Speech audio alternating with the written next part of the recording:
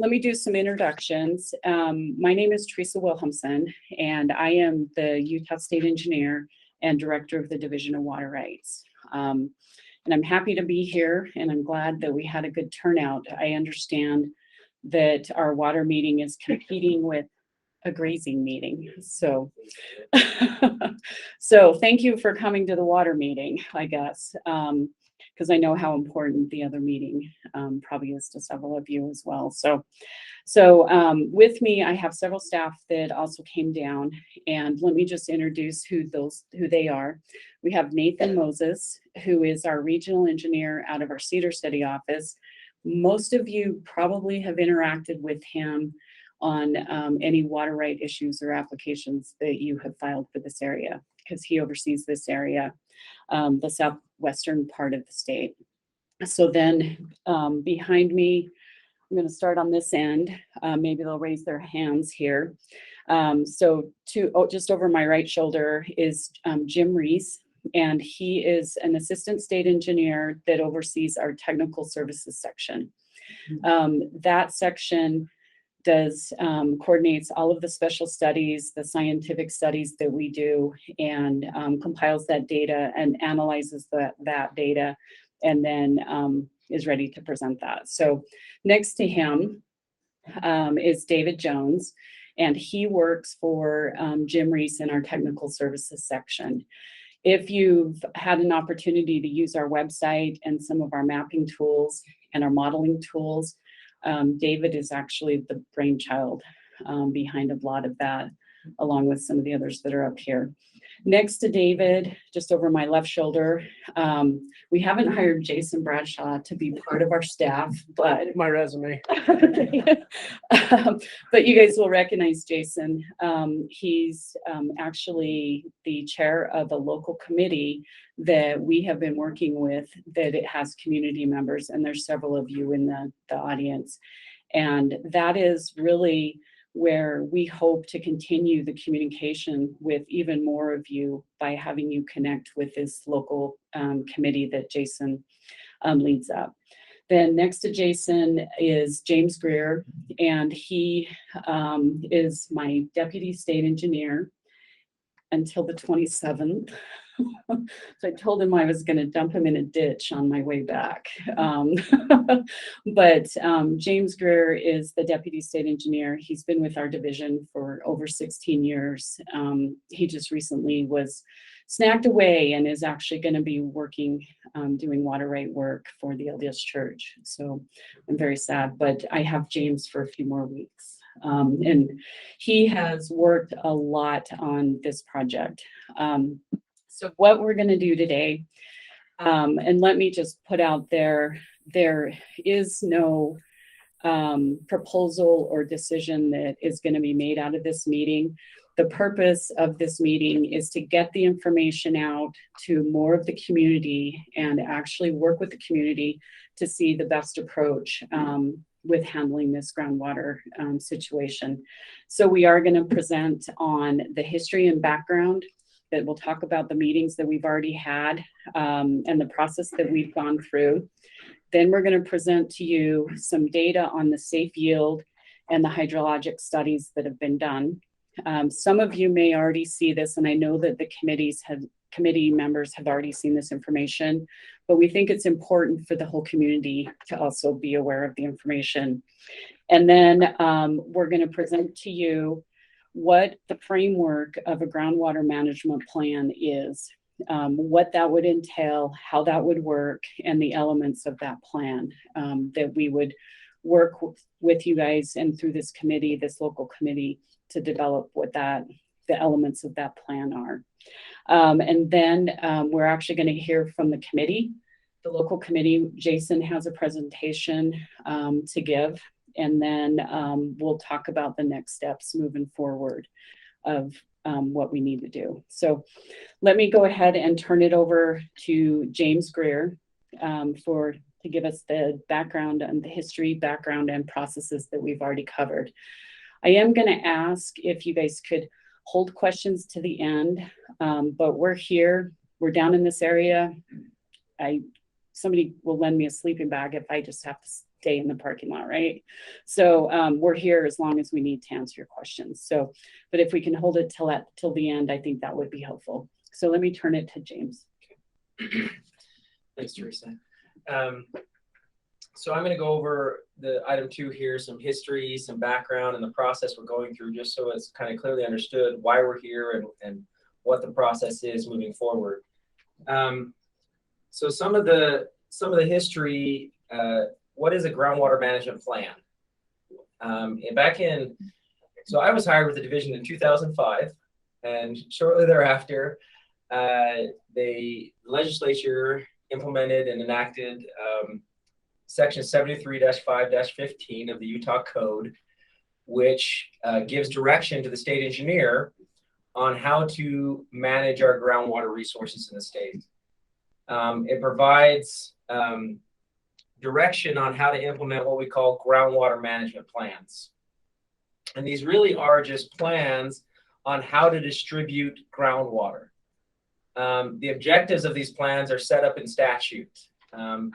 The objectives are to limit the withdrawals of groundwater to what is considered the safe yield. David, a little bit later, is going to go into really in depth on the safe yield calculation that we've done for this area. And safe yield is based on the amount of water that's available there on an annual basis through recharge. And it's a long-term average that we're usually looking at. But there are other objectives. It's meant to protect the physical integrity of the aquifer or protect water quality if need be. In this basin, we're more focused on that first objective of protecting the safe yield of the basin.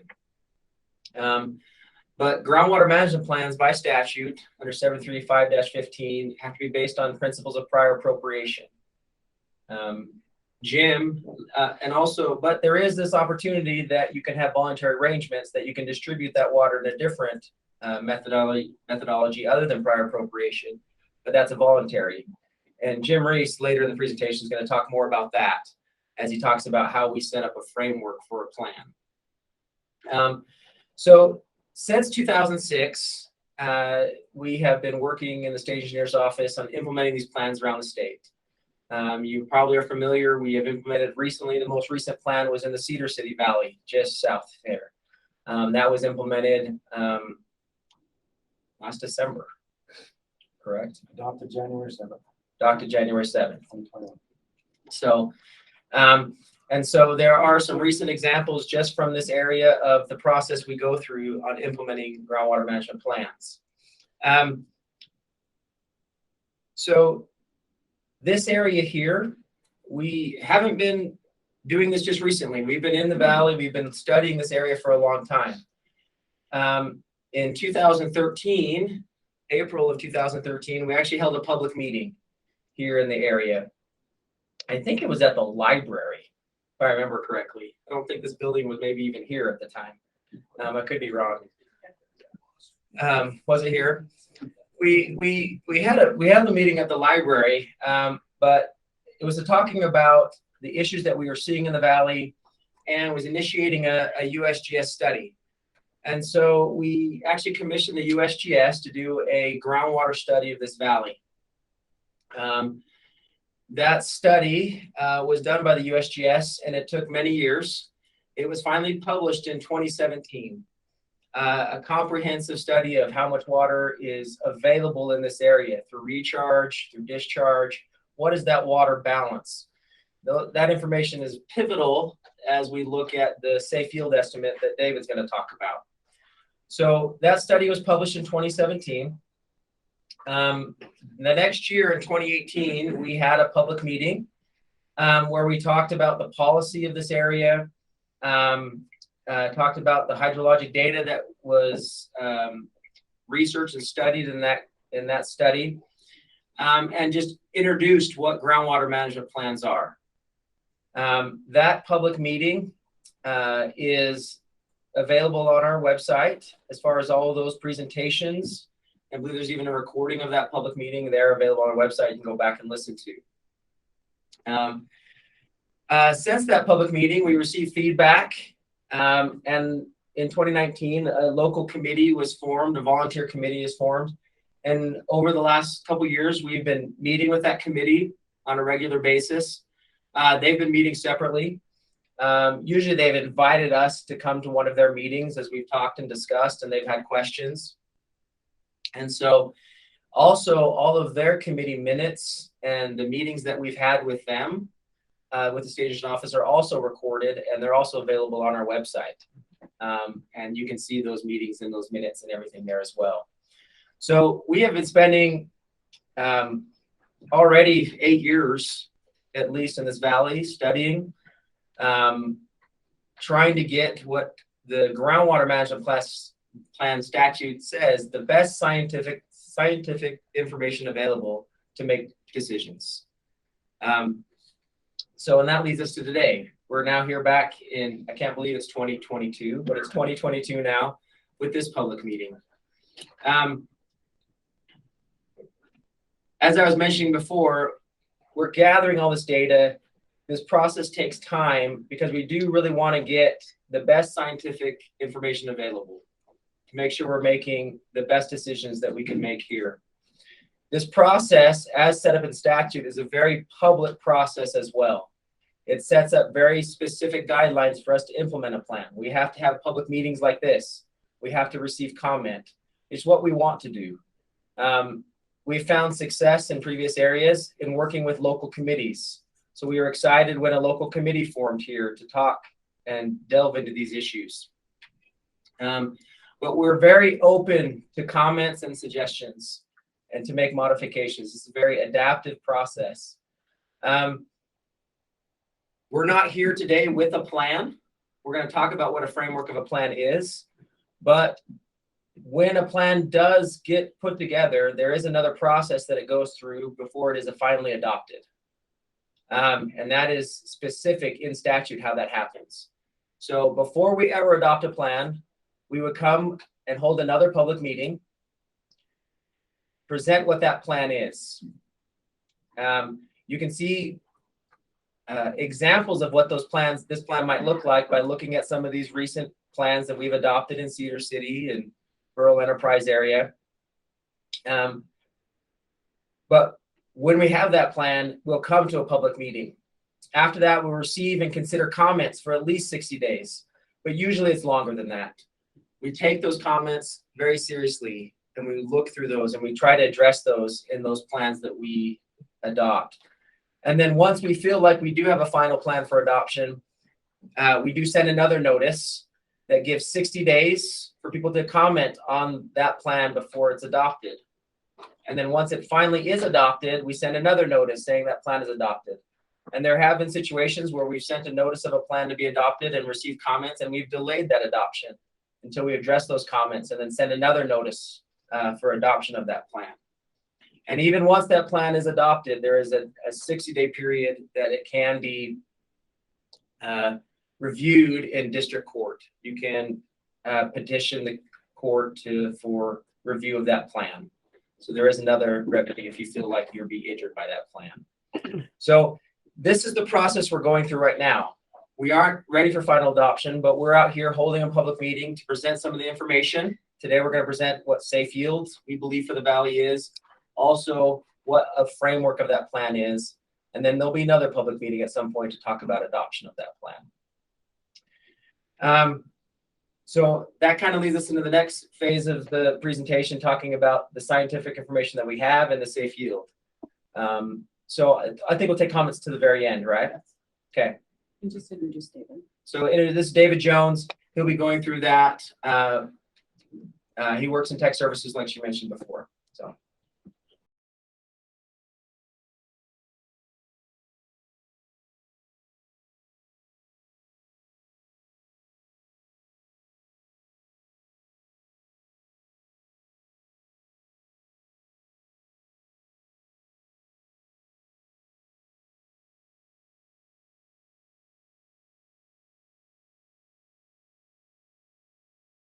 So I'll be talking about some of the scientific studies that have been done here.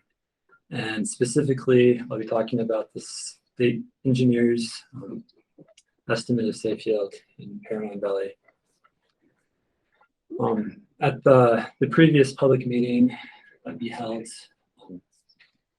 We discussed the studies that we commissioned USGS to undertake for us. That's United States Geological Survey, to help us better understand the hydrogeologic system and also to help us understand the safe yields.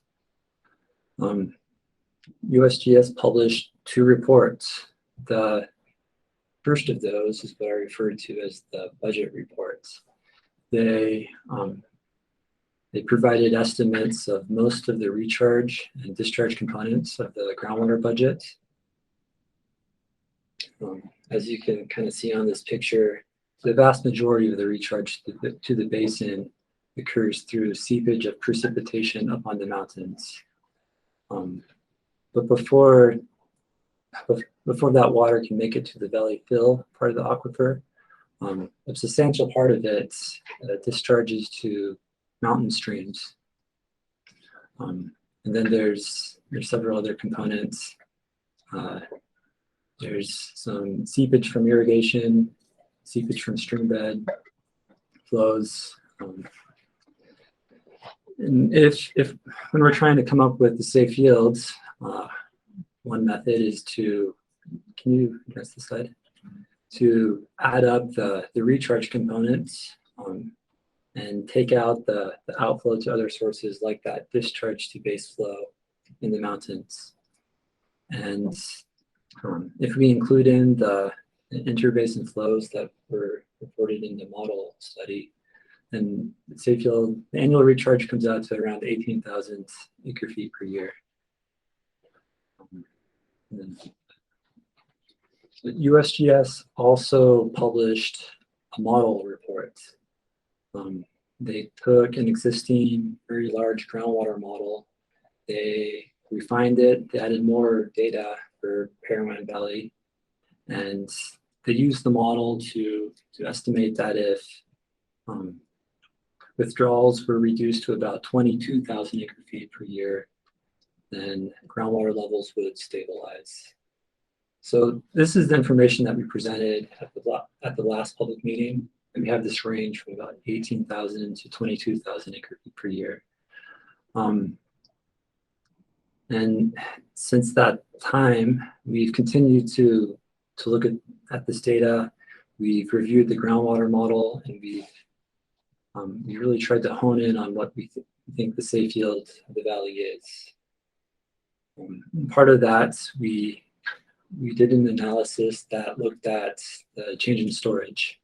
So we took the groundwater level measurements that USGS gathers every year and looked at the change in storage from March 2000 to March of 2018, which is just a period where we had a pretty consistent and complete record. And from that water level data, we estimate that the change in storage over that time period was about 10,900 acre feet per year.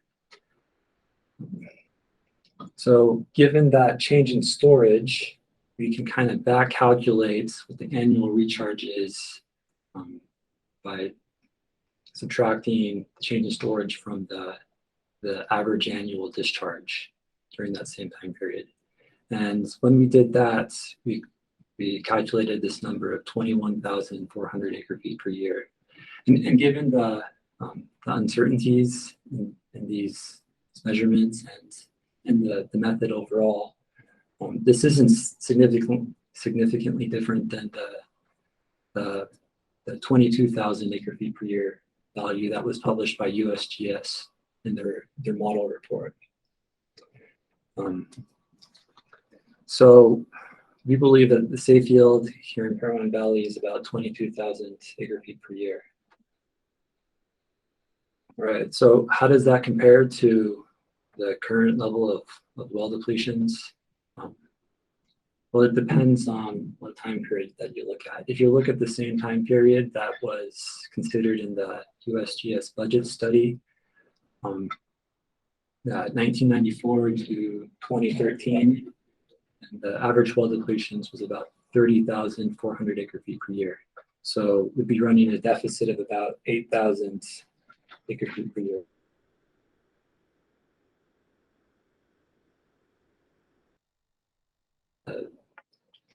the 2000 through 2017 time period, it's a greater amount of well depletions and a greater annual deficit. And if you look at just the last 10 years that we have data available, average well depletions have been about 30,700 acre feet per year, so almost 12,000 acre feet above safe yields. And because of these, because safe yields being exceeded, we're continuing to see groundwater level declines. And this is just a sample of 3 wells where groundwater levels are being measured. The top one is a well in the northern part of the valley. Middle one's a well kind of in the central west part of the valley. And the bottom chart shows a well in the southern part of the valley. And we're continuing to see groundwater level declines. And then how does this safe yield of 22,000 acre feet per year compare to the approved and perfected water rights in the area? Our estimate of the hypothetical depletion that would occur from all approved and perfected water rights is around 32,000 acre feet per year. And these are rough numbers, but what that's telling us is that the majority of the water rights in this basin are being used. And that's in contrast to what we found in Cedar City Valley. So in summary, we think safe yield is about 22,000 acre feet per year. Looks like current well depletions are exceeding that by 8,000 to 12,000 acre feet per year. And that's the information that I have. Okay, thanks, David. So as was mentioned, I'm going to be speaking about kind of a framework of a groundwater management plan, what all that entails. And as has been mentioned, we have some plans that have been adopted already in other areas of the state, and those are good examples of what might go into a plan. That doesn't mean that those are the exact same things that would happen here. Each valley is different, has its own circumstances, but there are some things that are generally we are generally going to address when we create a groundwater management plan. And when I talk about a plan, there is a document that is created that basically will address the need for a plan and what the steps are going to take that need to be taken in order to get it where those well withdrawals are more in line with safe yield. Okay, so these are some of the items I'll be discussing. The first one, typically in a plan, we'll have the same information that David just presented. You know, what our current estimate of safe yield is, how that compares to the current depletion, how it compares to what potentially could be depleted if all the water rights are exercised. And then, of course, what's this target amount that we need to, how much do we need to reduce depletions in order to reach safe yield? And then also, as required in statute, we do have to have a description of the affected area. So a map outlining what geographically is included in this in the groundwater management plan. Okay.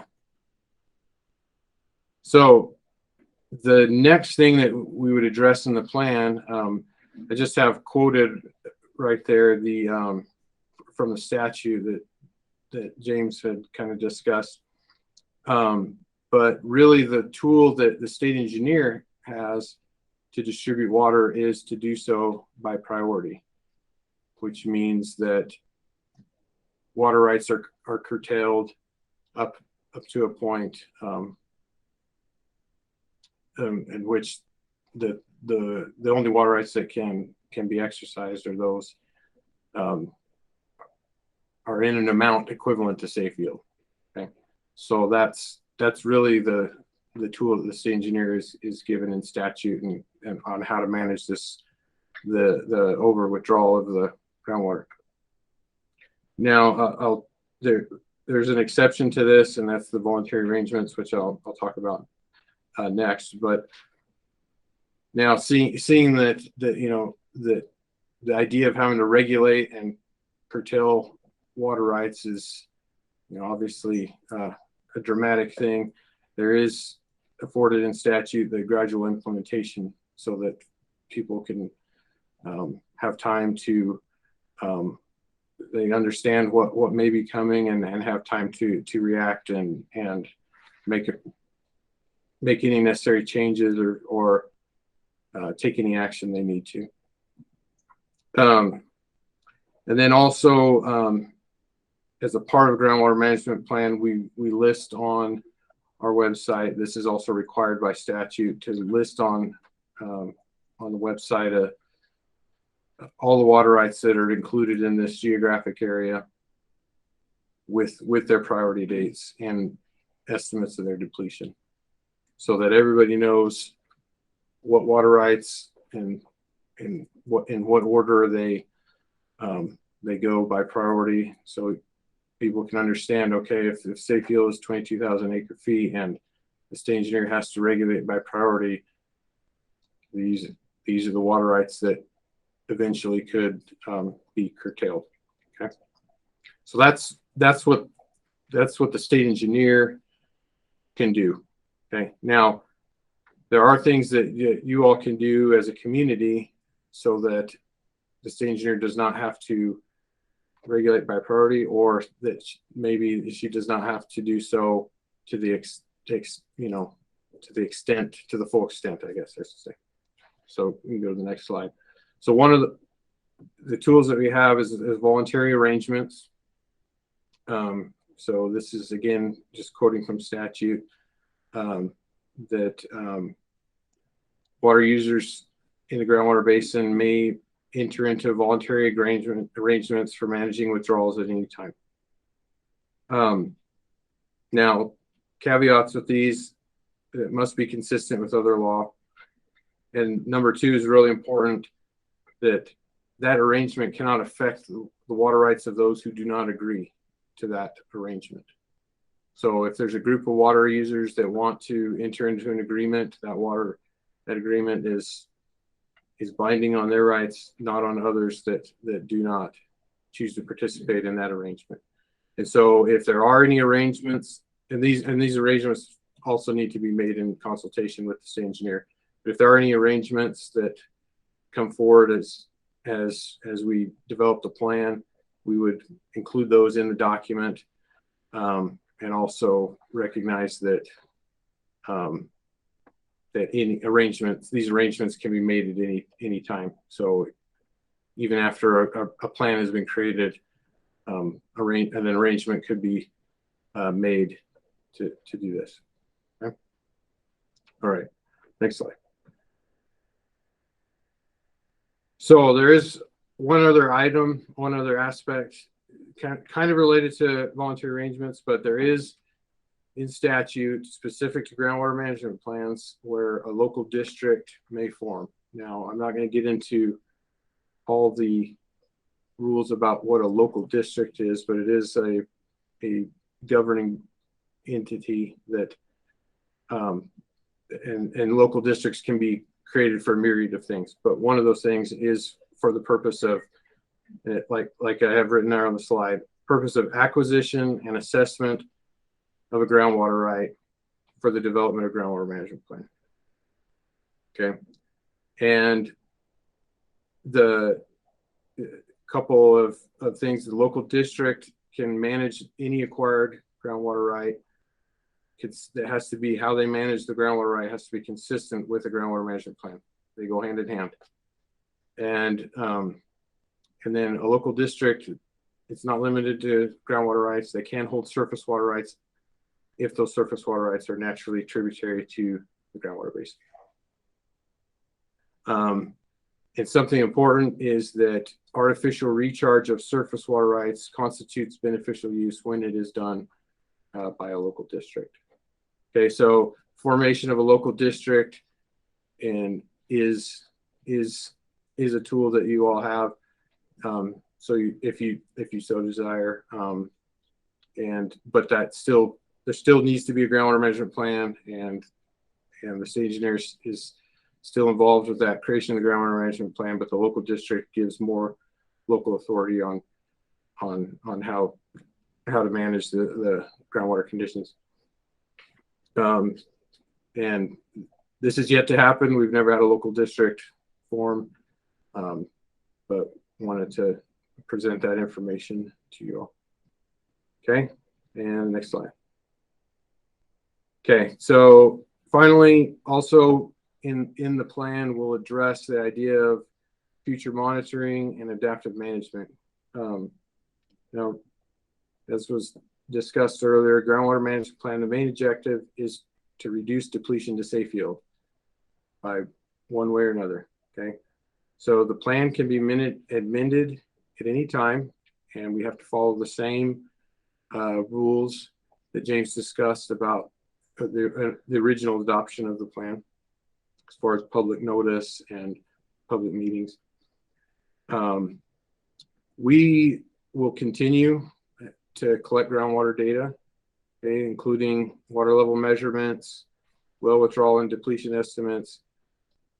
We'll, as new technologies emerge, there's a lot of work being done with remote sensed evapotranspiration calculations and modeling that can be used to help understand better the depletions. And so there's going to be new information that's going to come forth even after a plan is adopted. And so obviously we'll monitor those and take all that information in consideration, and as needed, if needed, the plan can be amended. And then as I mentioned before, we're allowed for a phased gradual reduction. And typically in plans we've done in other places, we've set up a schedule of when, barring any other changes, when water rights might have to be curtailed by the state engineer. And in doing so, we've used 10 and 15-year increments, because we want time to see that if there is curtailment, we want to see that what the response is it effective? Is it enough? Is it not enough? Until we can eventually get close to safe yield.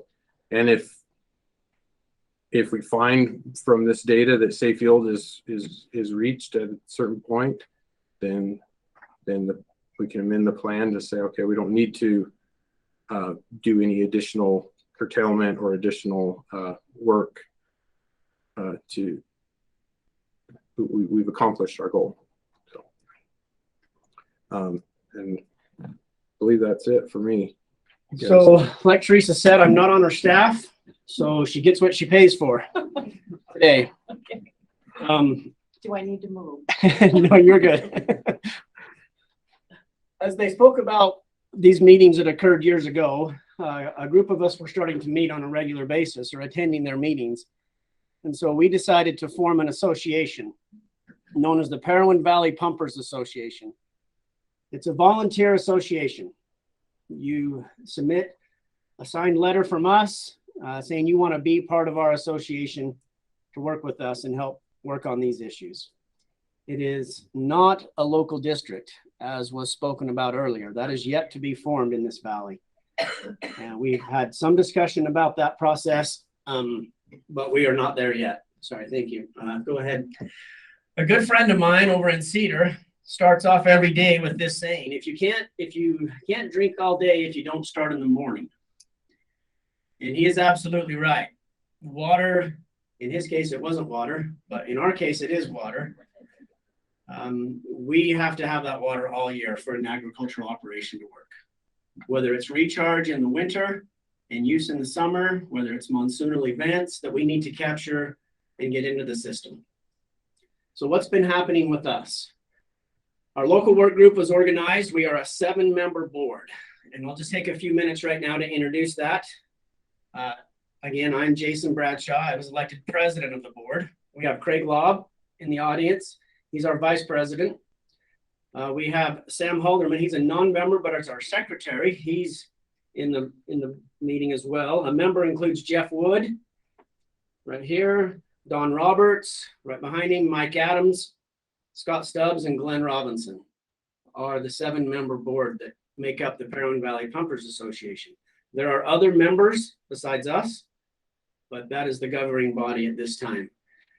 Our annual meeting is scheduled to be held following the division's Parowan distribution meeting held in February. You all get a notice of that. I think it's scheduled right now for the 17th of February when I called your office, Nathan. And so our meeting, our annual meeting, will occur right following that meeting.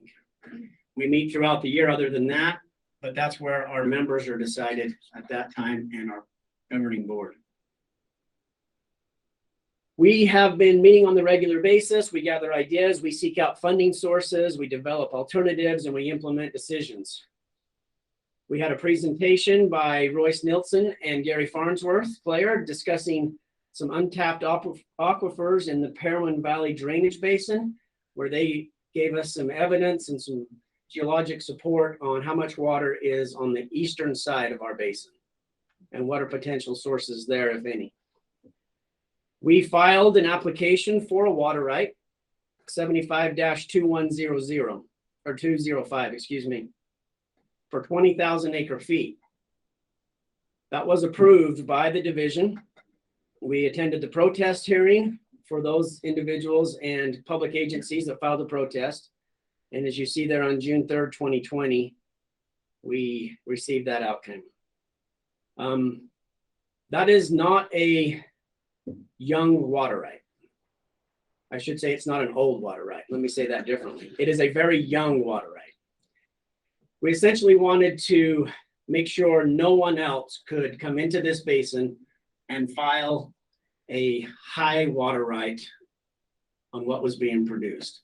We recognized all of the canal companies throughout the valley. Their right supersedes ours at all times. When water runs high and deep and that water passes their diversion points, it becomes ours at that point. Our essential goal on this was to stop as much water from evaporating in the Little Salt Lake as possible and trying to sink it in the aquifers before it gets there. And we needed a right to do that. And so we filed on this right. Why did we file on 20,000 acre feet? Economics of scale. It was as cheap to file on 5,000 as it was 20. So we filed on the max, so no one could come in behind us, or any of you for that matter, and pull that really high water and take it to a different basin. Groundwater management plan ideas. Each water has a designated use. And we've debated, should all water use be treated equally, or is there a hierarchy that needs to be considered? We take comments on this. We've discussed this. Should a livestock use be more dominant than an agricultural use, or a town, or a city, or a home?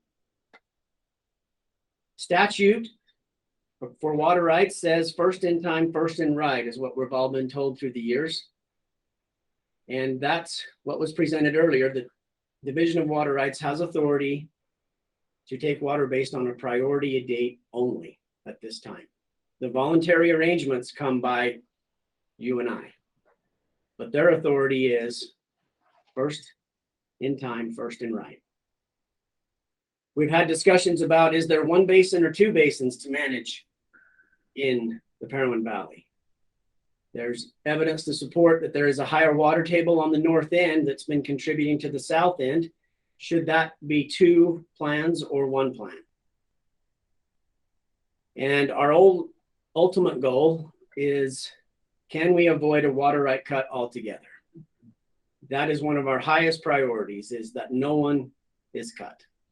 So we seek after opportunities, alternatives to accomplish this. If we can't do that, then what are the cut dates? And that's what the Division of Water Rights starts to seek input on us, and they generate a plan based on input from us and from their science and data. Next slide. We have 3 goals that we've established. The first goal is water right holders should maximize water use efficiency. We want you to use your water as most efficiently as possible. We want to increase the supply of available water throughout the watershed. And 2, we want to maximize water recharge efforts. We want to sink water where we can sink it. We want to get it coming out of the mountains when it snows, and we want to use it to a maximum efficiency. We've done some work over the years. On-farm re-nozzle systems on over 2,500 acres to a tune of a couple $100,000. We've had energy audits on irrigation systems throughout the valley. Plus or minus 7,500 acres, $20,000 worth. We've done well metering, $30,000 worth. And in my other real-time job working for NRCS, many of you have worked with me to do projects to convert from a low irrigation efficiency system to a higher efficiency system over the past 20 years. Goal 2, to increase the supply of available water. Well, Billy Joe said it best for me. We didn't start the fire. It was always burning since the world's been turning. And the Brine Head fire took on 77,000 of those acres for us. And our recharge efforts have increased with that. And we understand forest health. We understand controlling pinyon and juniper invasion. We understand how thirsty some trees are and how drought tolerant some grasses and forbs can be. So we've done some forest stand improvements in Parowan Canyon, 1,100 acres worth $460,000 or so from private landowners. There's been rangeland improvements to improve the hydraulic function on approximately 2,700 acres. And right now the BLM has approved the Parowan Front NEPA document for vegetation manipulation. That NEPA document has been approved, so we can do projects on BLM ground, or if you are the permittee, you can do projects on BLM ground. And lastly is NRCS has the PL 566 watershed operation plan in progress, where we develop a major operating plan for the Parowan Valley to control that flood damage that followed the Brine Head fire. Goal 3, maximize recharge efforts. We've installed a culvert pipe for Parowan recharge ponds, $5,500. We did some work on Little Creek, or Little Creek, depending on where you're from, right?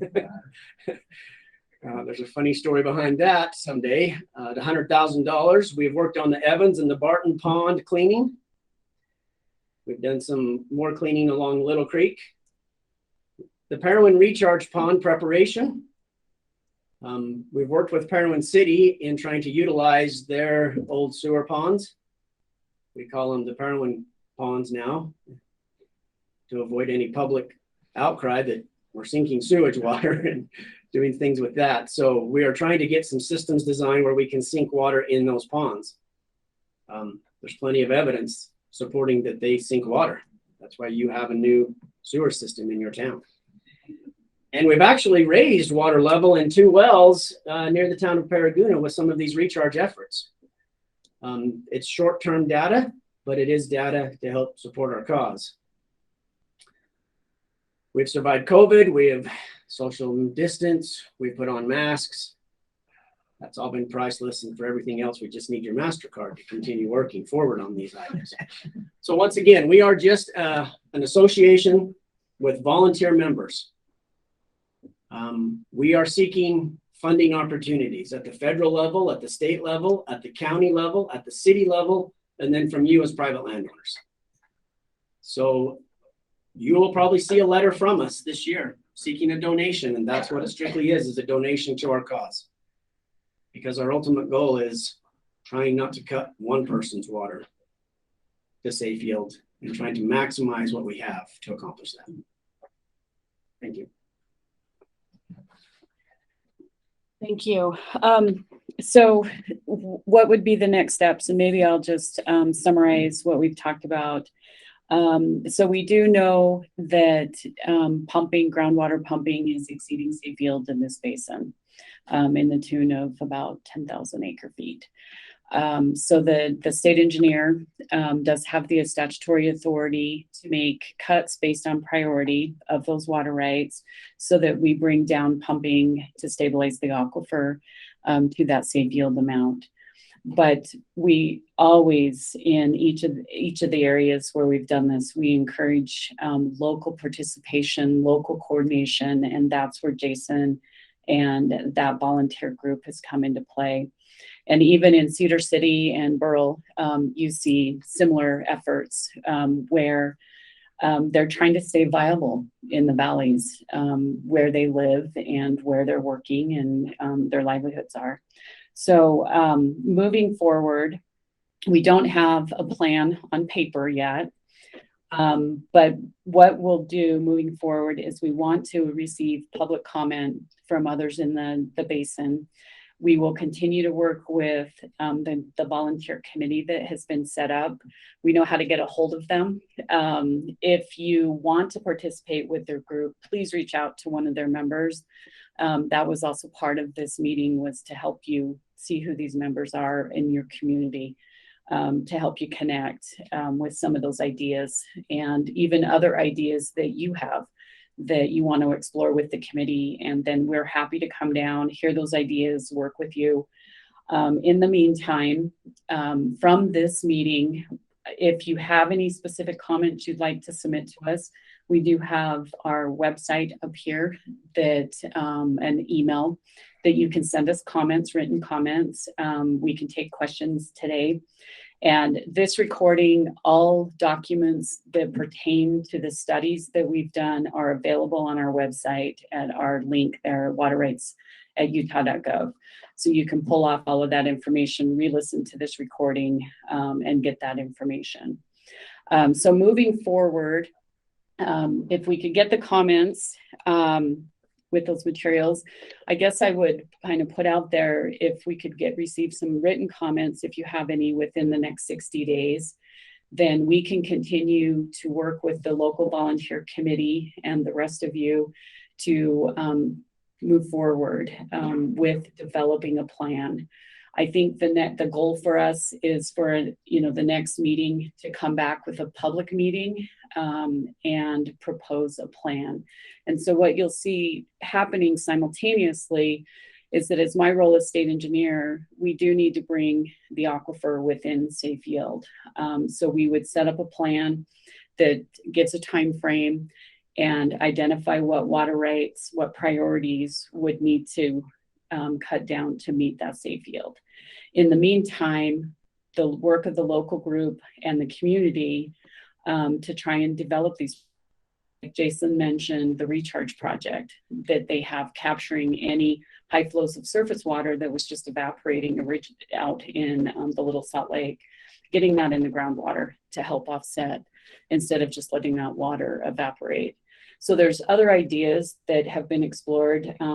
He mentioned reuse, the use of some sewer effluent, some reuse projects, if that could be possible to also get that into the groundwater to offset that. So we're going to keep working in this valley and look forward to working with every single one of you in trying to get a solution to what's happening with the groundwater. So with that, I do want to open it to any questions, and maybe just really quickly, I do want to put a shout out and thank you to Representative Albrecht for driving all the way over here to attend with us. So he is here today.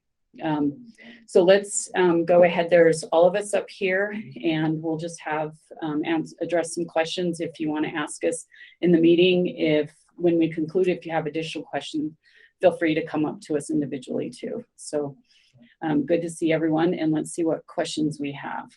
Let's start with an easy one. Will the slides that you're presenting tonight be on the website? Yes. Second, where did the roll end up? It didn't make it for this row. We will, it's back on the podium here. So on this side of the room get to sign. So maybe just a few. Okay. Okay, we'll circulate again. Okay. Thanks, Carrie. Any other questions that you want to ask in the group? Yes. And maybe just tell me your name. Just Sorry, my name is Harold Mitchell. I'm the president of Parowan Reservoir Company. Could you explain the difference between depletion and the amount that can be pumped? For instance, if I have a water right that allows me to irrigate 50 acres, duty is 4 acre-feet per acre. That means I can pump 400 acre-feet on that 50 acres. Not all of that is depletion, because the assumption is that some of it goes back in the ground. Could you just explain the mathematics behind that? sure. I can take that, unless anyone else wants to, but essentially, typically it's about 50% depletion. What is the exact value here in this? 60%. 60 here. So we usually say on average around the state, about half of the water that's diverted is depleted through an agricultural use. Now, Jason mentioned some upgrades that they've made to some of the pivots and systems that can change the amount that, it won't change the amount depleted, but it could change the amount that's diverted. But it will change the amount that's depleted, because if it's more efficient, less of it goes back in the ground. It can be, Hopefully that means we pump less out of the ground. could be.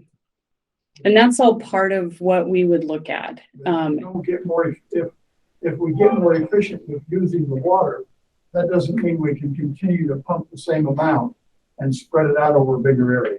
Correct. Yep.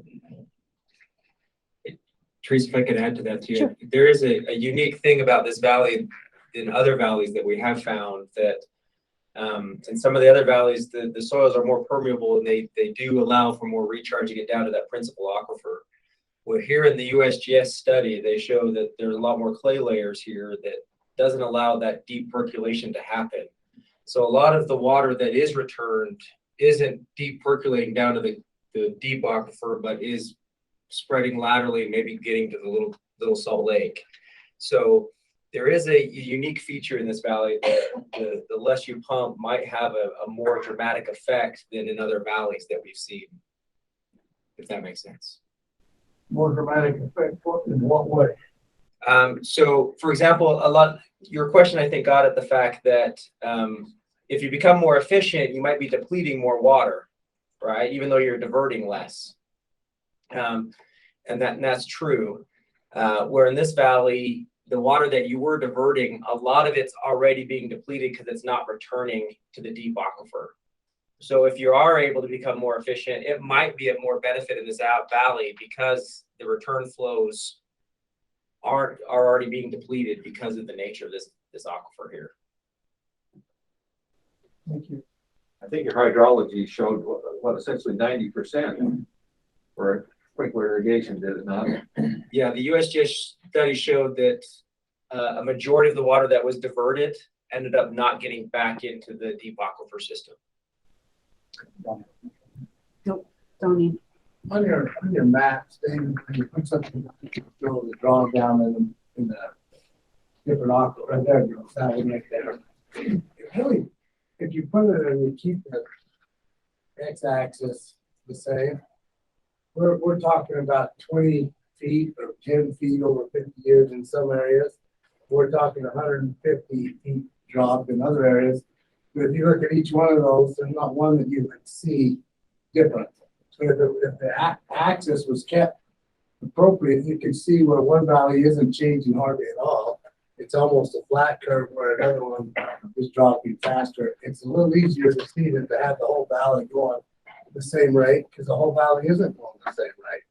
Even certain parts of the valley might be dropping faster, making it look worse. We could share that heat map. Yeah. We do have do we have that video that we produced for this valley? It shows the drawdowns. Do you want to show that? Do you have that? Oh, sorry. It's online. So maybe we did do a heat map that over time shows the drawdowns in the various areas. And so we'll just share that with you. James is going to have to get it off the website, but it is available on the website under the Parowan public meeting page, but we'll pull that up. We have that maps. It's just the static for that time period Okay, that was up. is it gonna be hard to find it? Okay. Shouldn't be. I think it just helps us to understand what's actually happening. Mhm. Not all places are complete. And honestly, as he's pulling this up, one of the great things that, a really, great tool, oh, sorry. I didn't want to stand in front of the people behind me or put my back to these guys. But, so I think one of the biggest things that, this valley has is this local volunteer local district. I think you guys have the tools and a lot of the knowledge that can help you come up with some joint ideas, some community ideas that can come forward. So just really engagement into that group, I think is going to be very beneficial. But also if you, for some reason, don't like the neighbors, I don't know, that are on the group, you certainly can participate individually and submit comments to us as well. But I think having the community input is so critical for that. And so there were Snickers over here. Is that? No. You've driven me over here again. I got a question. Sure. Heard a Well, lot he of that looks good. about in the top end. How deep's the hole? How deep is our aquifer? I think this is what this map is going to show us, right? I want to know what the bottom, and by all your studies, Doesn't data show and all that good stuff, what's the bottom of the aquifer? Are we Here's 10,000 feet? Are we 5,000 feet? I'm curious. It's fairly deep. I'm thinking on the order of a couple thousand feet. The reason I ask is because we've got some data here, which is good. But if over the last, like Don Roberts said, if over the last 40, 50, 60 years, we dropped 50 in some areas and 150 in others, and we've got 2,000 feet to go. You understand my point? I think the Savior's gonna be here way before that. I don't think we'll get sent down here to run out of water. That's my point. We want to be smart about it. We want to be efficient about it, but I want to know how deep that hole is, because then we're really basing this off of facts. A lot of the stuff you're putting up here is, in your opinion, safe yield is X, right? In reality, that's really what you're saying. In our opinion, safe yield is this much. There's some science behind it, but it's really an opinion of safe yield and how much we're taking out. And so my main question is, a huge answer we need tonight is, how deep is that aquifer? Yeah. So, and maybe I'll do you want to? Yeah, I can answer that. So it's important when, as we've talked about, because you're right. There are many definitions of versions of what quote safe yield is, but what we're talking about tonight is written into statute. Defined in statute, safe yield is equal to the amount of annual recharge. And so written into statute has been, the legislature's decided that this is how groundwater should be managed. I understand. Regardless of the amount of storage there may be, they've decided that the amount that should be withdrawn should be equivalent to the amount that is recharged. And that's what we have authority to look at. But I understand your point because other valleys around here are similar. There is quite a significant amount of water in storage that if circumstances were different and folks wanted to mine the aquifer, there would be a lot of water, but that's not what was established in the law. But you understand the common sense question that I'm asking. If you're talking about the top 200 or 300 feet and there's 5,000 feet of water there, we need to use our head on this one. You understand my point? Oh, I understand. Yeah, and let me just add there that totally we do understand that that the state engineer is charged in statute and directed in statute to maintain the aquifers and maintaining that safe yield.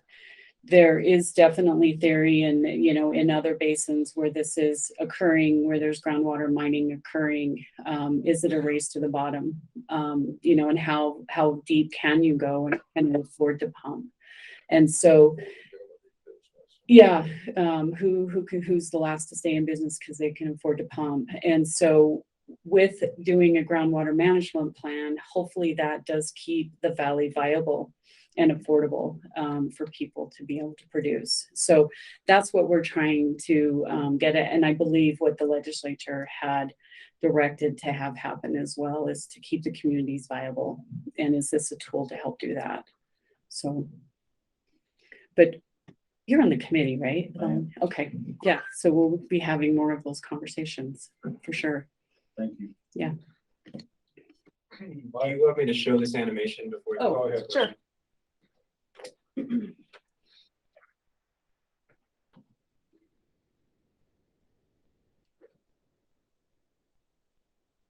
So this is essentially showing the time frame ticking down there, but shows the drawdowns that we were seeing over the valley between these time frames based on the water level measurements from the years.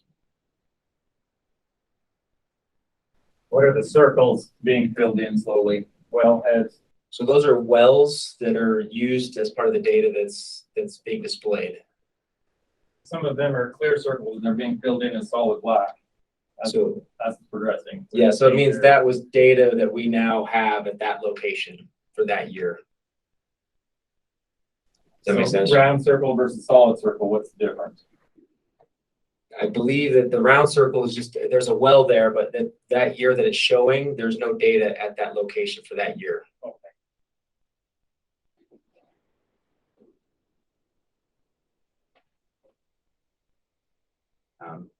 So I think that's complete now, yeah. So basically it's a change of what since 1960 to 2018. These red levels are 100 feet of drawdown versus, the blues are 30, yellows and greens. You can see that on that scale there. If we get someone to explain the water chemistry of makeup of water in this valley, I think that might be a useful thing for people to understand. Sure. Who wants to explain chemistry? That's my worst subject. That's a good question. I guess, and what Nate, what do you mean by the water Essentially, chemistry? the water coming from the north and the south is fundamentally different in terms of water chemistry. And how does that inform us? So there is the Buckhorn Flats area right up there in the north, and there is different recharge zones and different things happening there. We do believe that the water from the north does flow south. The water levels tell us that there used to be some sort of, you can kind of see here in this kind of area here, or you can't see my mouse, this blue area here. There is some sort of geologic feature that causes the water historically to rise to the surface there. There was a spring area. Most of those have dried up as the water levels have gone down. And so there is some distinction between the water in the north to the south. However, we do believe that the water in the north does flow towards the south. And so there is a hydrologic connection. But most of the recharge from the north would come from the mountain ranges in the north versus the mountain ranges in the south. So they're recharged differently, but they do flow together to eventually be discharged to the Little Salt Lake had there not been intercepted by all the well pumping. Does that answer your question? Yes. Thank you. So there's, even though the water's dropped, you still think under the surface, there's still some transferring from the north to the south, or has it stopped because the water's dropped? No, we do believe there would still be a hydrologic connection there. That the model, and maybe correct me, the model shows if we continue to pump from the south, those groundwater, the drawdowns would extend all the way up to the north. It would take a long time and a lot of drawdown, but it would eventually extend to the north. Yes. We do believe there's a hydrologic connection there. Carrie.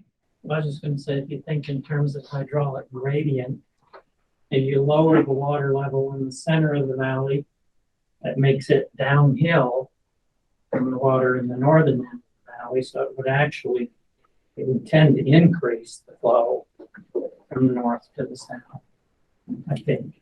Yeah, it would. I mean, groundwater flow is slow.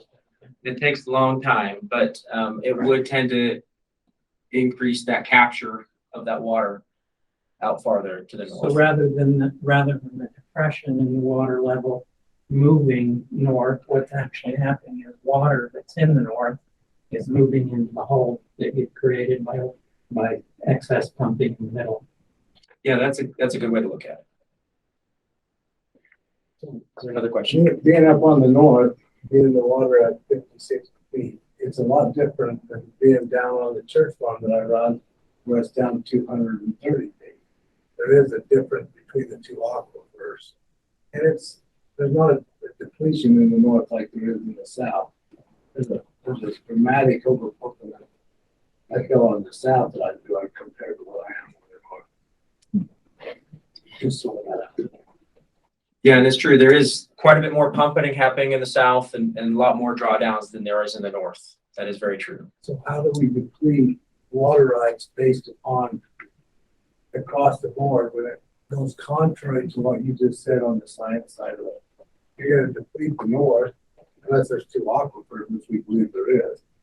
You're going to deplete the north first, try to recharge the middle. What would happen? You curtail them, You mean curtail? curtail the later priority rights in the north. Yeah, and I think that that Talking to the is microphone. that is what he's describing. That is one of the things that we've talked with this local committee on several discussions of what does that look like in a plan moving forward. Do we manage it as two different systems or is it truly one system? There's definitely evidence that they're connected. And so how do we manage that? And going forward with the public comment and working with these groups, that's what we'll hopefully develop in that plan. Or that will be the goal, to have that in the plan. So you've had water rights that can be transferred from both sides and you enforce that for a lot of years. And then you're going to go dry up the north end and say that we're just going to get rid of the north end.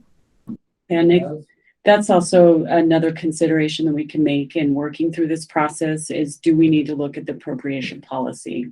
And is it appropriate to keep it as it is and help us manage that? Or are there some edits that, modifications that need to happen with that? So that can happen too. So I like the way it is. You talk about a hydrological connection from the north and the south. Isn't there a hydrological connection from Cedar Valley to Parowan Valley? Did that show in the modeling? I believe there is. There's slight. On the southern tip, there's just a slight amount that would leak through, but as we brought those water levels down, there's less that comes out, but it's very minor. For the most part, it's a closed basin. Most part. So I think Cedar wants their water back.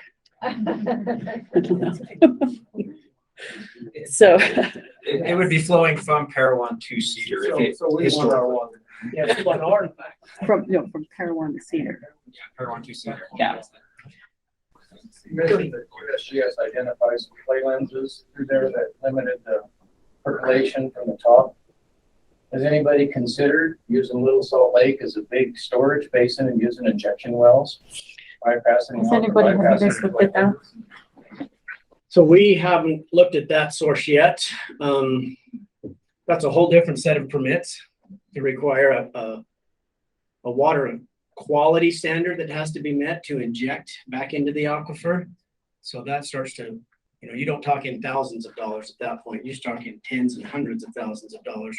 So our intent was to try to stop any water from getting there and sinking it up in the alluvial fan sections from about the valley east. We know there's ponds and pits there that sink water aggressively, and so our intent was to get it to stop getting to the Little Salt Lake if possible. So back in 2000, I think it was about 2016, when I was on the water board in the Central County Water Conservancy District, we looked at doing that, but the TDS levels were so high.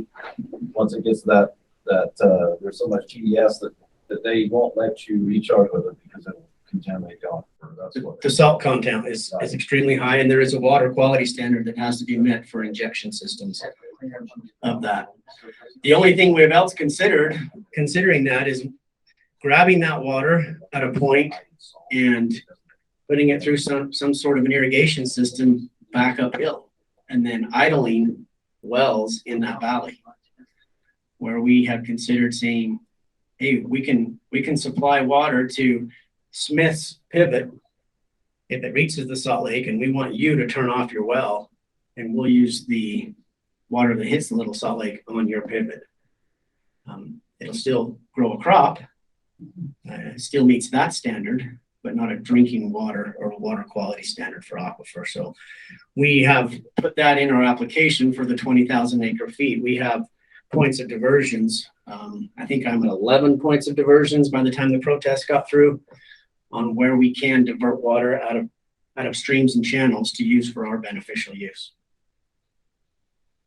And our lowest one sits our lowest one sits at the Parowan Gap Road, right as the highway, as you start into the gap, and there's the dirt road that heads north right there. I'm not sure what that road is, but we have actually a diversion point right there is the lowest one in the valley. If water ever gets there, we can put a pump in the ground and push it back up the valley. If we have your 4-digit MasterCard and CVS back. Just to clarify, the state is not looking for it's them. Jason. Jason, just another point on that. We got permission from the BLM last year to build a dike across Wichita. And we send the monsoonal events that are high in TES to the south side of that dike, and the cleaner water we plan to divert to the south. To the north? We have HDPE lines to pull that water out of Wichita before it gets saturated with the TDS levels. And we supply it's piped into 2 pivots. And like you said, the farmer will use that water and idle his wells, which is 100% recharge. Correct. And so that's another option you could possibly do.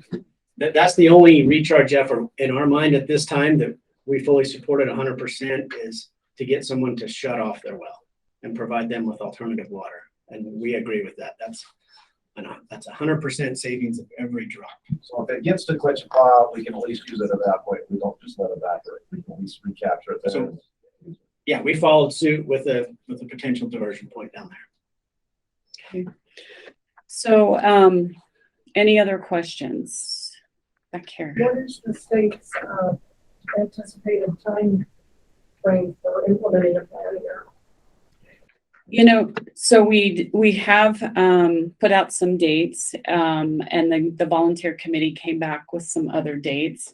And so we haven't, I think what was the first cut that we were thinking 20, what was in the plan or the potential? What did you guys have? The plan at our time was we followed Iron County's at 2037.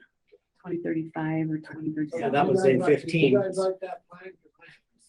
No, So that's what we need to still work on, but we wanted to talk to the community first, and then we'll work through that, what those exact dates may look like. one thing with What that would look like. Teresa, is we definitely are trying to seek out time to measure our efforts. Mhm. And we feel that if we're actively in a mode to increase supply, increase efficiency, maximize recharge, that those years where we are doing our best shouldn't be held against us in a calendar. And so we feel that we should be allowed a time to do that. And that's going to be one of our major comments is let us work on this for a little while. And then if we're not successful, then we'll kick into a calendar schedule. Yeah, and just to let you know too, as far as those timeframes, when we develop the plan, we will have these timeframes set out that really these milestones need to happen. I think for some reason 2035 was sticking in my head. But like Jason said, if there are efforts that are made that the groundwater starts to recover or show at least stabilize, then we can modify those plans and push that date out. So it's a kind of a multi-step process, or can be. Just because we adopt one plan doesn't mean that's the plan you're going to have for the next 100 years. And So, Nate, I think it's also clear to understand there's a date we adopt the plan, which will probably be in the next year or so, just depending on the comments back and forth. We adopt a plan, but the first curtailment or cut usually is this 10 to 20, 15 years in the future. So we'll adopt the plan now, say, okay, this is out there, this other date that's coming. Does that answer? Are you looking at a tiered plan like CUCD? It would be a tiered plan. And again, we haven't decided on that yet, so it's still in development, right? But most of them have been 15-year increments to start, and then a 15-year to follow to give a 30-year, which happens to match the length of the loan, right? So it helps for some planning purposes. One thing that I wanted to mention is that in the Cedar City plan, the incentive to improve was a carrot that was given at the front end of the plan. So if it was supposed to be a 5,000 acre foot per year cut, and they were able to show 5,000 acre feet per year of annual recharge, they wouldn't have to make that first cut and could extend that time period out so that they could just delay that taking these water rights out of commission. Criteria that they could show. Yeah. By their return. Yep. So incentivized at the front end. So basically what you're saying, if we can catch enough recharge by that 15, 20 or whatever our first cut is 20 years away, then we could go out for the next 15 years until we have to get that if we get enough recharge. That's how the Cedar City plan operates. Like, we haven't developed this one yet, right? So, but that would be something that you could propose. Okay. I didn't mean to take over for Teresa. No, it's really hard with these guys behind us. And so I might even just stand here. So We do that recharge by monitoring.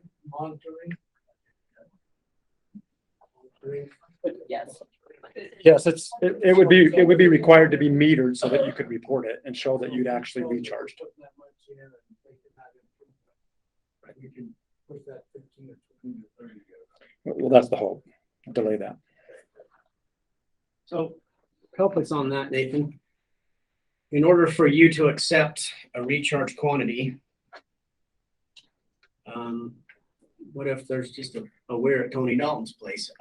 What's the process of the entity reporting the recharge? Is that part of the local district requirement, or would you accept a reporting from our association or Parowan City even?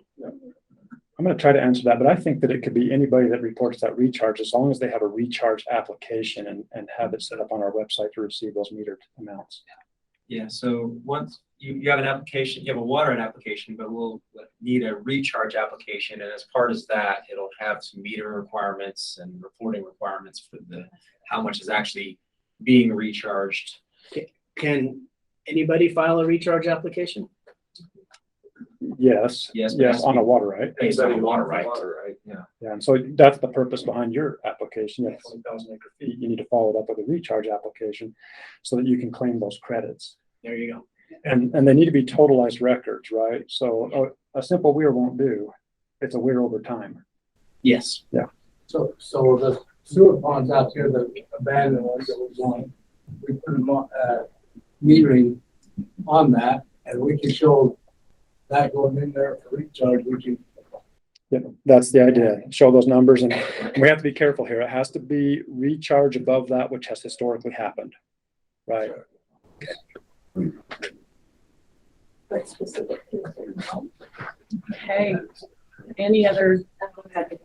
Mike, we've talked about a lot of good opportunities here and things, but my question is down the road, because I come from another valley, and there's going to be a cut there in 9 years. And my question is, in 9 years that we're going to cut junior water, the first junior water rights. And that plan is to cut for 100 years. That's how long their plan is. So my question is, you guys use the term suspend use. At what point does that become a taking instead of suspend use? Because I'm here to tell you that junior water right will never be reenacted. And so to me, and I think I can argue with the court, that is a taking, that is not and that puts us in a whole different ballgame. And so my question is, when was that water right going to be reissued? I mean, on a river water or reservoir water, they cut 1 year, or they're out for 1 year, maybe 2 years at the most, and then they get their water right back.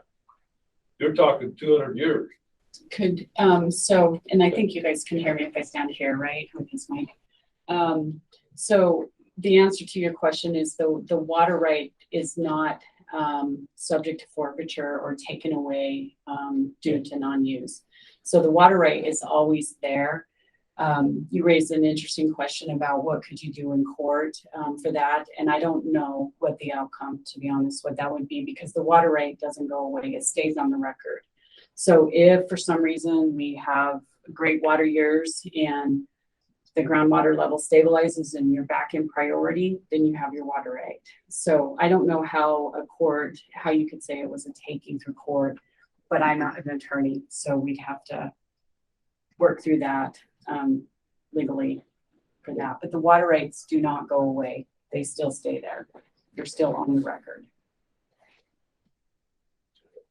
And I know that for the committee, and I guess I've kind of got a couple things. When we met with the committee, and maybe this is something that you guys can do, and this is picking up my voice well enough, right? So I don't have to have my back to these guys.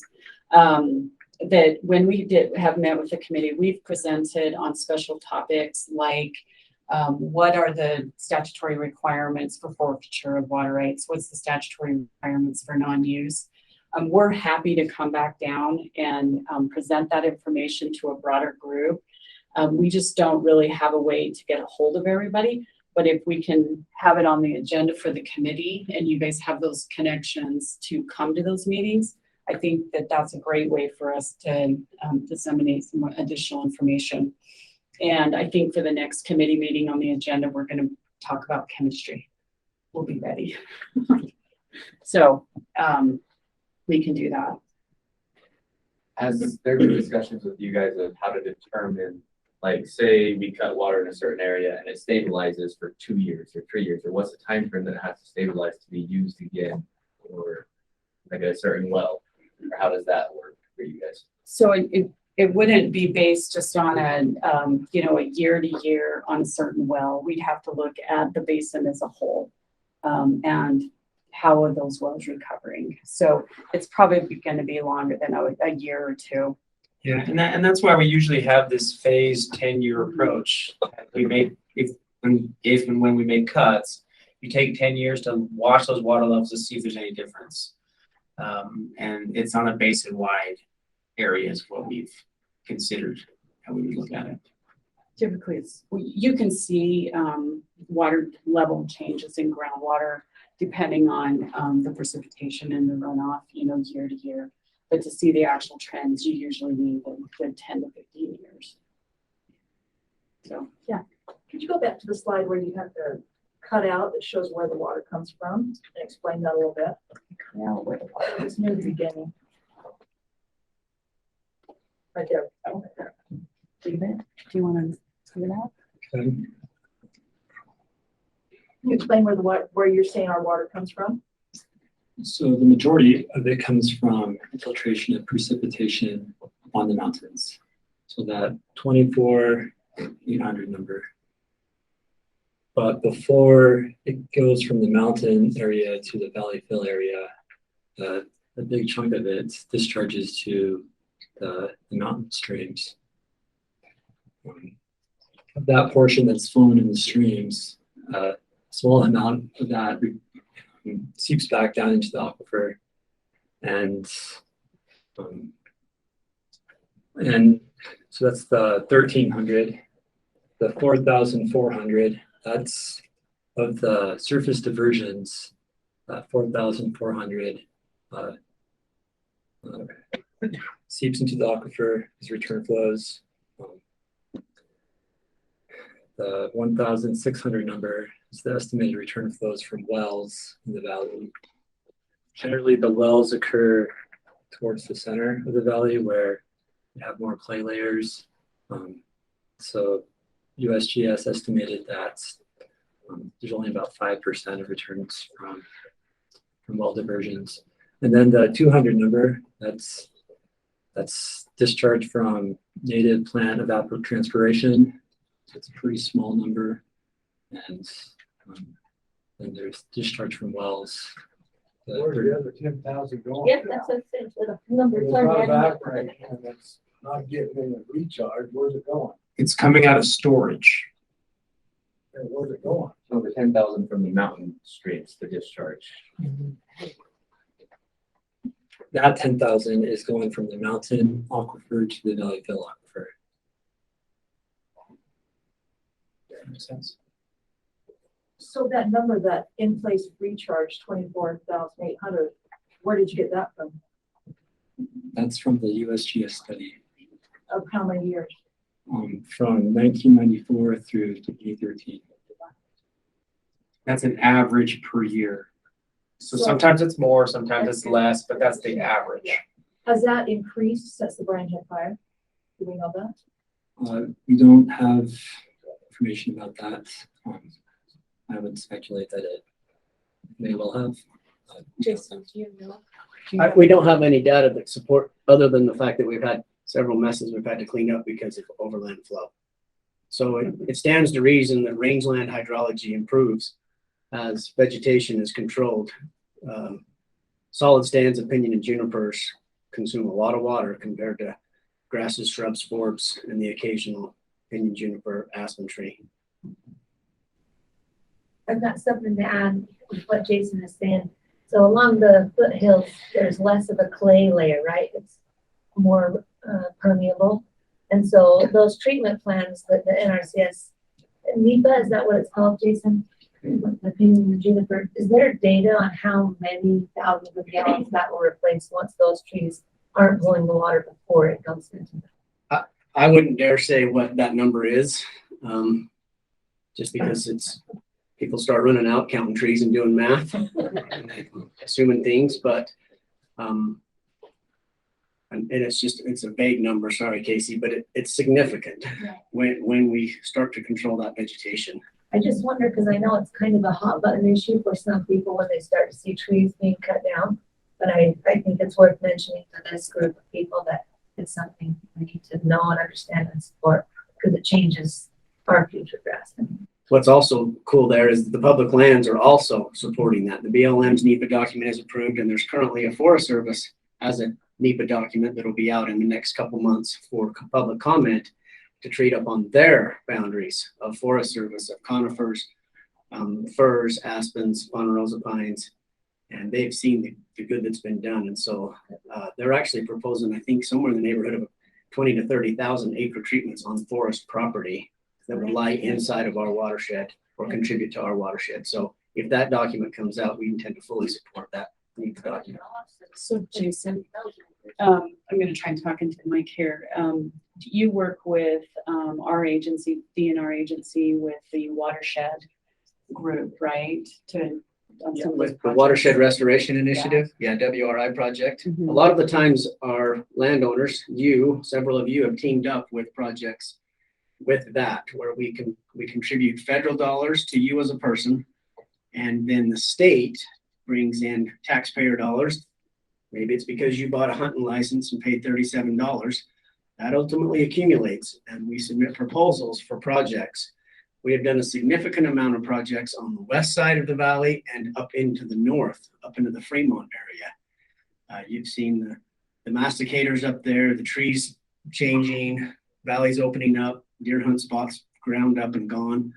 And now we are trying to work on the east side or the south side, depending on that direction, up into the Parowan front side and up into that Buckhorn side of treatment boundaries, and then ultimately up into Brian Head, strictly south of us, and work our way down. I just had a comment that the Utah Geological Survey is also with the Watershed Restoration Initiative. They're doing a study right now where they've been monitoring some areas, and then the restoration is happening, and they're continuing that monitoring to see if they can try to quantify the impact.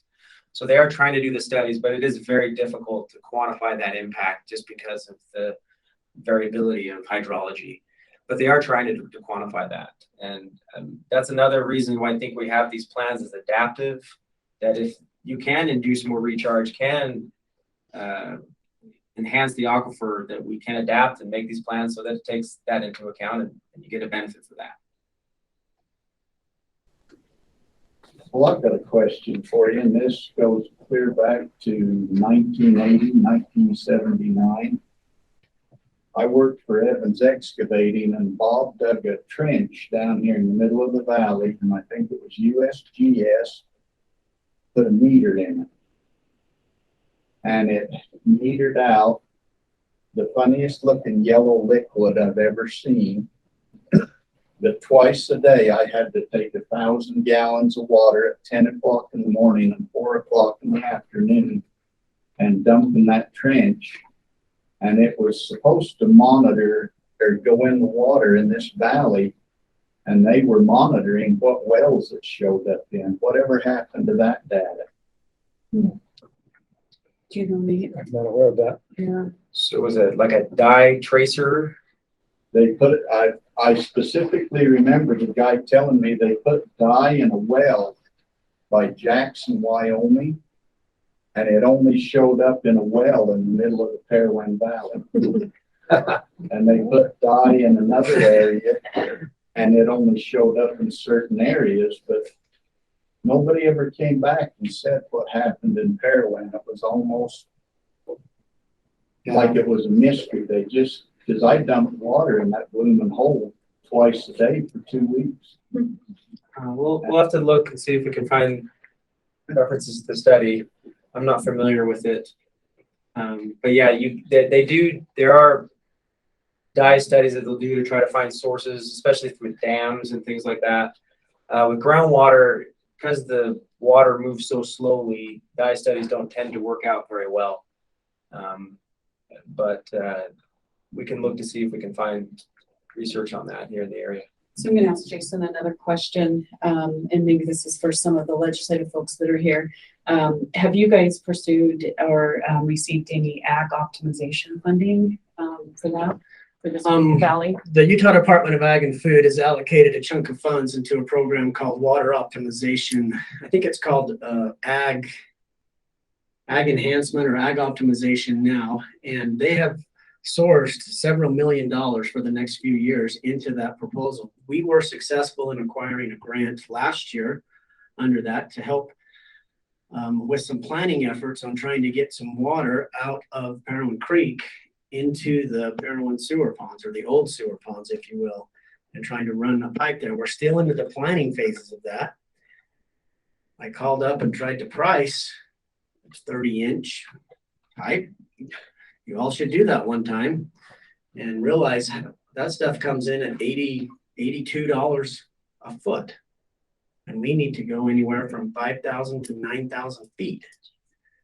And so we appreciate the grant money, but we are considering reapplying again because of the increase in supply and price of pipe. And then the installation side of it as well isn't very easy. When you start putting the pipe through Parowan City, you can imagine how many utilities you're going to have to fix for us on that. So we are actively seeking that. That grant does max out at $500,000 though per applicant. So just to be aware, we, at least from the agricultural side, it doesn't go on for millions. It maxes out, according to legislature this year, at $500,000. Okay. So we're doing a lot of pumping with the pivots. We're doing a lot of efficiency things. We're spending, 15 pivots when we did the nozzles, we put on 12 meters for a lot of money. Trying to become better, but it doesn't matter. There's no more recharge that comes from that. You're not telling me it makes any difference. What's the difference to do all of those things? How is it going to change?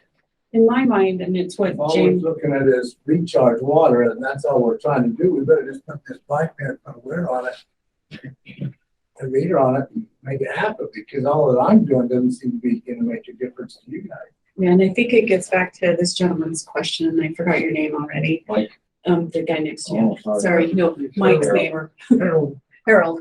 And what James explained, that the less water that's actually pumped deeper actually just stays in the aquifer. So I think. So can I get credit for if I don't pump as much as I water right? So can I tally that up and not affect my wealth in the future? So I think what always going to be the one I'm pumping in the Parowan Valley, 230 feet is going to dictate what happens at Buckhorn or Paragoon or up on the mountain. There's a lot of different places that you pump water at different. That's concentrated. The Parowan Valley down the farm is being extracted really fast. And it's nothing, unless we turn some wells off, it's going to keep going down no matter what we do anywhere else. can't get us to that. Yeah. That's why I think everything should have a meter on it and then go from there, because if you don't know, I mean, if you say you got 4 acre feet for so many acres, nobody really knows that you're using that. So without a meter, you know, you may be using more, you may be using less, it may backfire, but at least that way you know how many gallons has been being pumped out of the ground. Yeah. Like the cities have to do and everything else, you know. And there's definitely, so the state engineer does have authority to order meters to be put on different sources, and that could be something that comes out of this as well, is to get meters installed. The cost becomes, you know, could be astronomical to do that. But I think it's the direction of the legislature that really is directing us that the more we can meter and measure, the more water that we know. And that's across the state, I think, with the direction we're getting. And I'm looking over here at the legislative folks. So I think that water optimization was mainly funded for the nozzles, you know, being lower those down, so there's a bunch of evaporation. And I think that's helped a lot. You know, like Teresa said, Does it matter? if you use less water, there's gonna be more stay in the aquifer, you know, so that should help, obviously.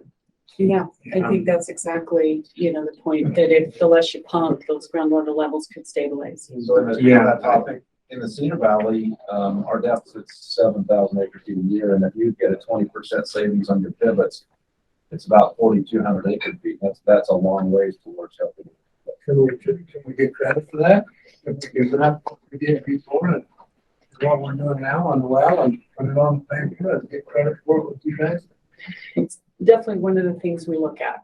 Yeah, and I think like in the others plans too, we've given credit or the ability to give credit for people that will use less consumptive crops. So within that, if you can stay with the same crops and actually consume less, and you can show that you're doing that, I think we would be open to giving that credit. The problem with your theory though is the old water rights got no incentive to do it. The genuine ones have got an incentive to do it. And so I don't know how you balance it. That's correct. So And either that's through a problem. voluntary arrangement, but That's the problem with priority date cut instead of a percentage cut. And I think the legislature needs to look at that on groundwater, because it's a whole different thing than river water or reservoir water. I think that's something that needs to be considered. You guys got no latitude. I agree. You can't do anything about it, but these guys can. We've got a question he's had it for. Yeah, my name's Dustin Prestwich. I got a question for the engineer's office, probably Jason, most likely. You said in 2006 is when the problem was identified and we started taking action. Is that when the first meeting of this sort for this valley was taken? Did I remember it was 2006? You had it up there? so no, the 2006 is when the groundwater management plan statute was implemented. Okay. They've noticed water levels for a long time, that there's been issues here, but we had our first public meeting in 2013. 2013. So you can consider that basically when we started taking action towards this and informing the public, letting us know. So since then, my main question is, how many new water rights or how many underground water rights have been approved or applied for since then? Zero. Okay. Zero. This is a closed basin. It's been closed for quite some time. So any new well that goes in has to be done through a change application process. And the idea is you're supposed to give something up to get something. Correct. So secondary to that, how many conversions have happened from surface to underground? Boy, I don't know, but very few. I don't think I remember very few, many happening.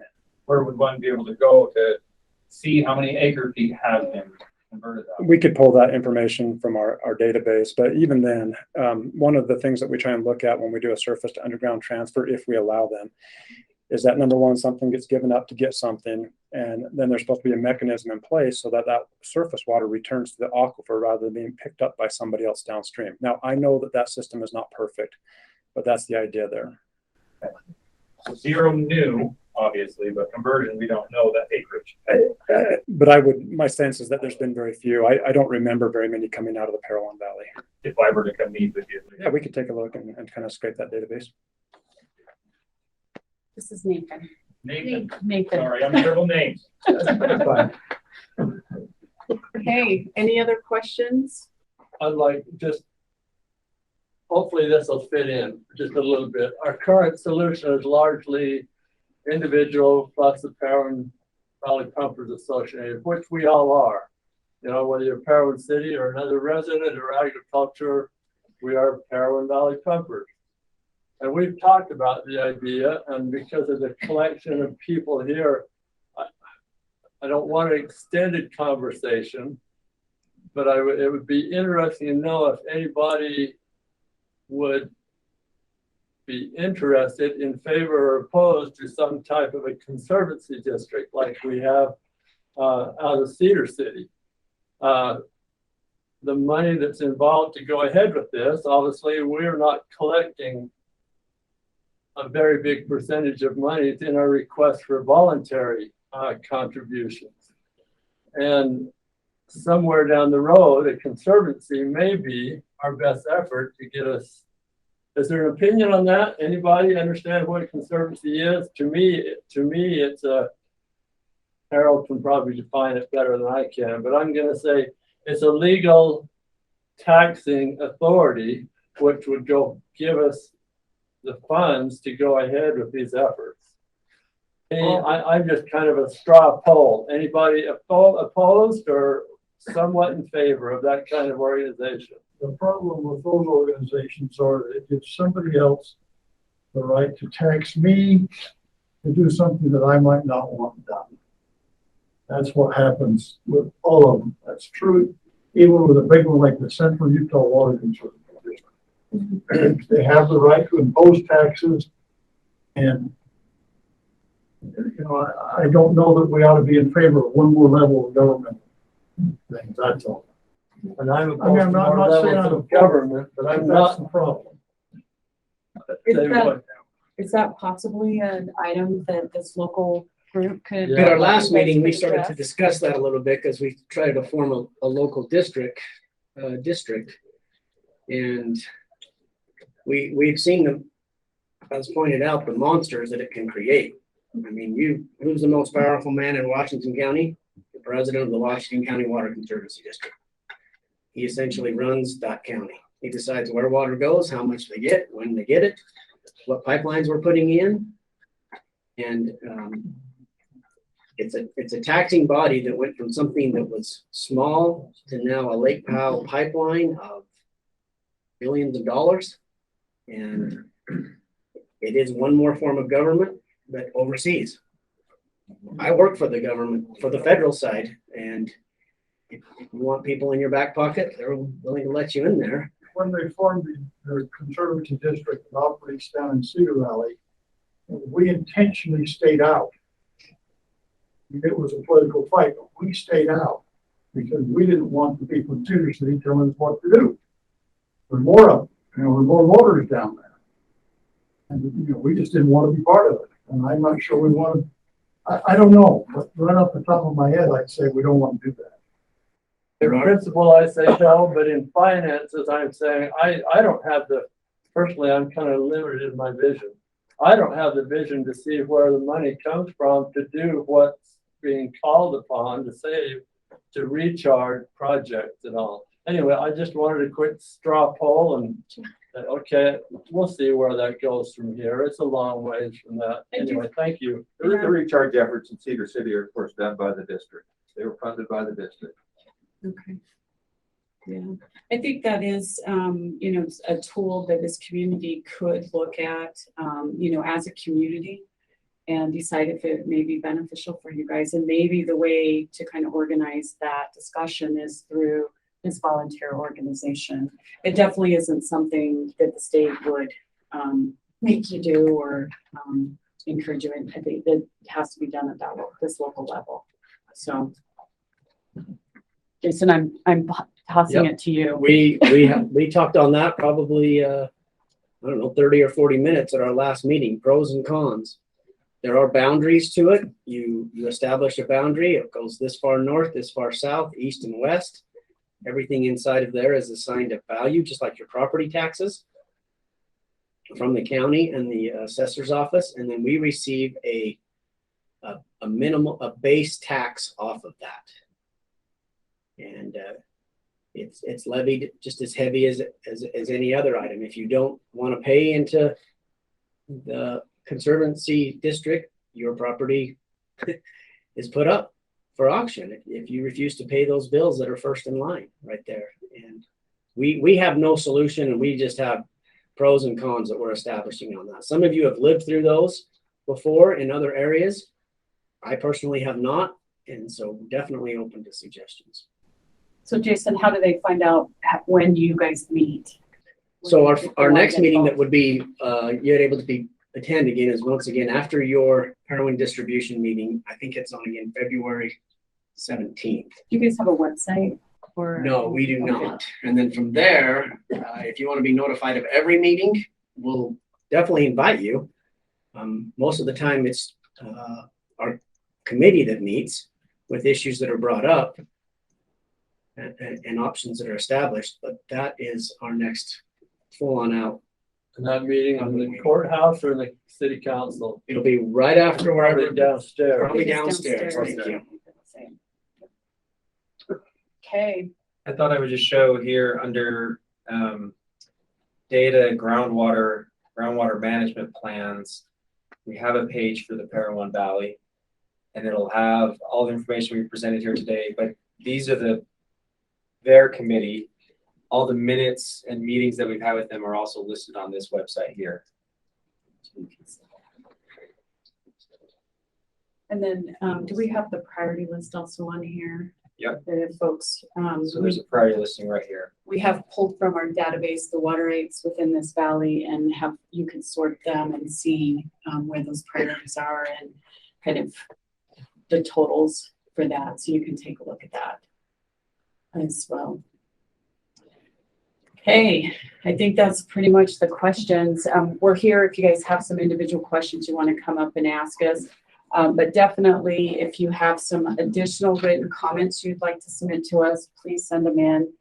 We will post them to this site as well. And then our next step, we will get with the local committee again, and then we will also start looking at what could a groundwater management plan, what is the structure of one specific for this valley. In the meantime, they'll continue to do work to the projects that they're working on, and then we'll come back and I don't know that we'll necessarily have a full public meeting. I don't anticipate one before maybe the fall, but we definitely want to make sure that we're communicating well enough to the community, so so that you know what the information is and that we're talking and we're getting that out. So with that, I guess I'll conclude our meeting and let us know if you have any other questions. So thank you truly for coming. I know how hard it can be.